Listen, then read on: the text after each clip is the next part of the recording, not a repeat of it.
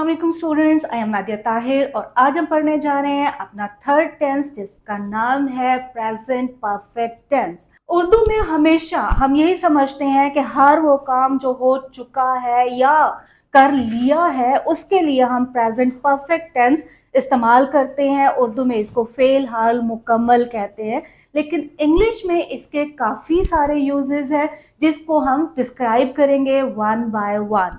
जो पहले इसका यूज है that is talking about life experience. आपने जिंदगी में जो काम किया है ओवर द इयर्स, जितनी आपकी जिंदगी गुजर चुकी है उसको डिस्क्राइब करने के लिए, उसको बयान करने के लिए हम प्रेजेंट परफेक्ट टेंस का इस्तेमाल करते हैं।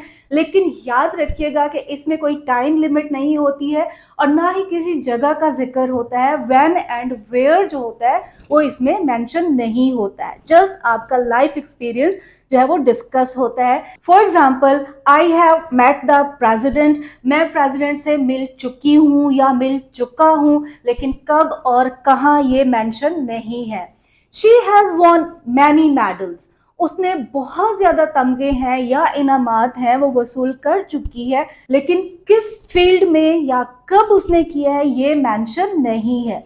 सेकेंडली हमारे पास जो आता है that is tell about unfinished period, एक ऐसा टाइम पीरियड जो अभी खत्म नहीं हुआ है। लाइक आपका हफ्ता है जब आप काम का जिक्र कर रहे हैं अभी वो कंटिन्यू है, या जिस साल का आप जिक्र कर रहे हैं वो अभी खत्म नहीं हुआ है।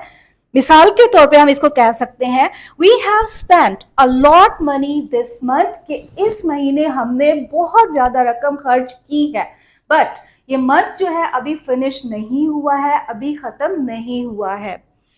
The class has not finished, class अभी तक फिनिश नहीं हुई है, कंप्लीट नहीं हुई है, ये अभी तक जारी है।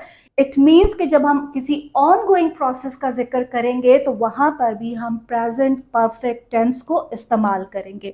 इसका जो थर्ड यूज है that is to talk about a finished event, कि काम खत्म तो हो चुका है बट कनेक्टेड टू प्रेजेंट, काम हुआ माजी में है लेकिन उसका जो रिजल्ट है वो आपको प्रेजेंट में मिल रहा है।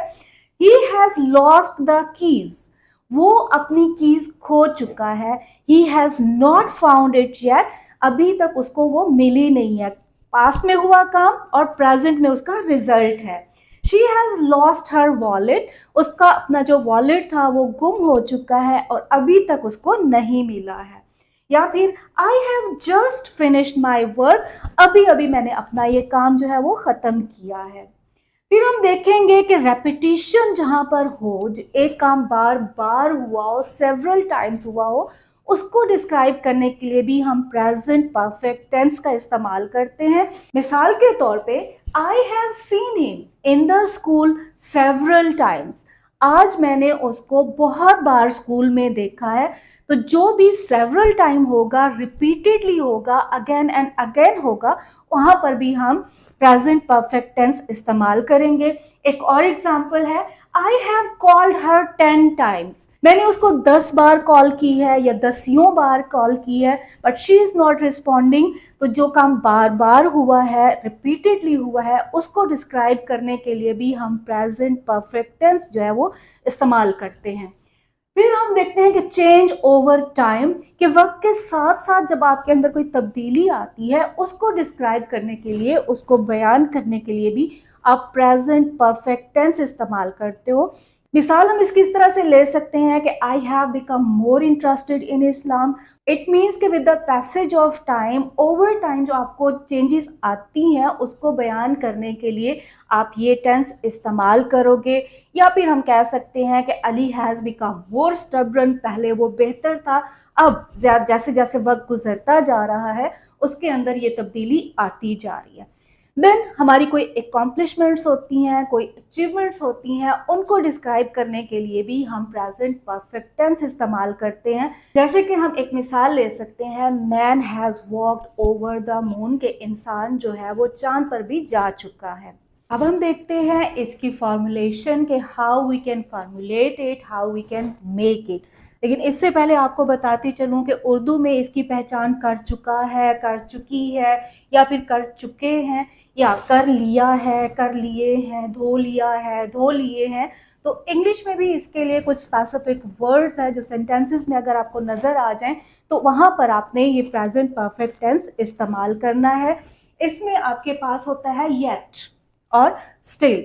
ये येट और स्टिल जहां पर भी आपने नेगेटिव सेंटेंस बताना हो वहां पर आप स्टिल और येट का इस्तेमाल करते हैं। इट मीन्स कि काम अभी तक नहीं हुआ है। इसके बाद आपके पास होता है ऑलरेडी और जस्ट। ठीक है, तो ये असर्टिव सेंटेंसेस में होते हैं, यस वाले सेंटेंसेस में होते हैं कि जो काम आपने कर लिया है, जो काम आप कर चुके हैं, वहां पर पॉजिटिव सेंस दिखाने के लिए आप जस्ट और ऑलरेडी का जो है वो वर्ड यूज करते हैं। तो ऐसे तमाम सेंटेंसेस जहां पर आपको ये चार लफ्ज नजर आ जाएं, किसी भी सेंटेंस में आपको स्टिल नजर आ जाए, किसी भी सेंटेंस में आपको येट नजर आ जाए या फिर ऑलरेडी और जस्ट नजर आ जाए, तो वहां पर आपने third form of the verb लगानी होती है। मीन्स के प्रेजेंट परफेक्ट टेंस इस्तेमाल करना होता है। फॉर्मुलेशन कुछ इस तरह से है कि असर्टिव सेंटेंसेस जो होते हैं वहां पर आपने सबसे पहले अपना सब्जेक्ट मेंशन करना होता है, उसके बाद आपका हेल्पिंग वर्ब होता है, आपने third form of the verb इस्तेमाल करनी होती है और लास्ट में जो है वो आपका ऑब्जेक्ट होता है। इस टेंस में दो जो हैं वो हेल्पिंग वर्ब इस्तेमाल होंगे, एक है हैव और एक है हैज। आपका फर्स्ट पर्सन सिंगुलर है आई, यू, या फिर फर्स्ट पर्सन प्लूरल है जिसको हम वी कहते हैं, या फिर थर्ड पर्सन प्लूरल जिसको हम दे कहते हैं, या फिर उसी सेंटेंस में आपके पास दो नाउन है जिनको हम प्लूरल नाउन कहते हैं, तो वहां पर आपने हैव के साथ थर्ड फॉर्म लगानी होती है। लेकिन अगर आपके सेंटेंस का जो सब्जेक्ट है ही है, शी है या फिर सिंगल नाउन है, तो वहां पर आपने हैज लगाना होता है। अब इसको हम एग्जाम्पल्स के थ्रू करेंगे। पहले हम इन एग्जाम्पल्स को सिंपल सेंटेंसेस में देखेंगे, फिर इन्हीं को ही हम नेगेटिव में कन्वर्ट करेंगे और फिर इसको हम इंट्रोगेटिव में करेंगे। और साथ ही साथ मैं आपको बताऊंगी कि अगर एक ही जुमले में नेगेटिव प्लस इंट्रोगेटिव हो तो उसका सेंटेंस स्ट्रक्चर क्या होगा। पहले हमारे पास असर्टिव सेंटेंसेस मीन के आपके जो डिक्लेरेटिव सेंटेंसेस होते हैं, कोई स्टेटमेंट होती है उसके अंदर, उसमें कोई क्वेश्चन नहीं होता या फिर कोई निगेशन नहीं होती है, तो उसको हम असर्टिव सेंटेंसेस या फिर सिंपल सेंटेंसेस बोलते हैं।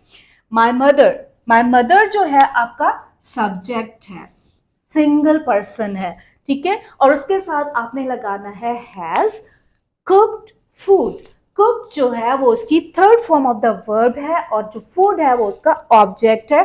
My mother has cooked food, मेरी माँ खाना पका चुकी है। I have written many essays, मैं बहुत सारे एसेज लिख चुका हूं। आई है आपके पास और आई के साथ आपने जो हेल्पिंग वर्ब इस्तेमाल करना है वो हैव है। She has taken coffee, she जो है थर्ड पर्सन सिंगल है आपके पास, तो आपने शी के साथ हैज लगाना है।